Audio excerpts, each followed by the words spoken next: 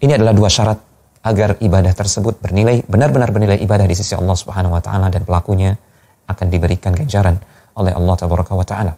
Allah Subhanahu wa taala berfirman dalam surat Al-Kahfi di bagian yang terakhir. "Faman kana yarju liqa'a rabbih falyamal 'amalan shalihan wa la yusyrik bi'ibadati rabbih ahada." Barang siapa yang mengharapkan perjumpaan dengan Allah Subhanahu wa taala, maka hendaklah dia melakukan amal saleh. Amal saleh kata para ulama harus memenuhi dua syarat tadi.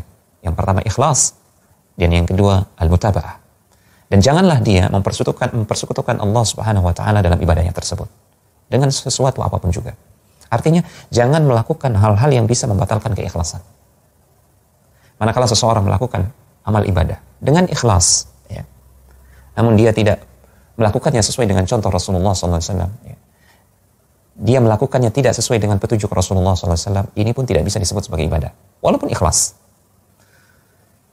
Seseorang melakukan amal soleh dengan benar, sesuai dengan petunjuk Rasulullah SAW, sesuai dengan tuntunan Al-Quran, namun dia melakukannya tidak di atas keikhlasan, ini pun tidak bisa disebut sebagai ibadah, sampai kedua syarat ini berkumpul dalam suatu ibadah.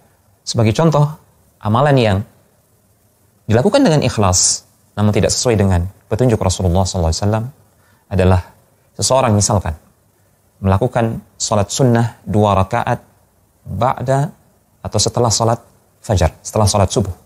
Tidak ada petunjuk dari Rasulullah SAW tentang salat 2 rakaat ba'da atau setelah salat fajar, salat subuh. Maka seseorang yang melakukannya dengan ikhlas sekalipun, ya, namun karena hal tersebut tidak berdasar dari petunjuk Rasulullah SAW, maka itu tidak bisa disebut sebagai ibadah yang diterima oleh Allah Subhanahu wa taala.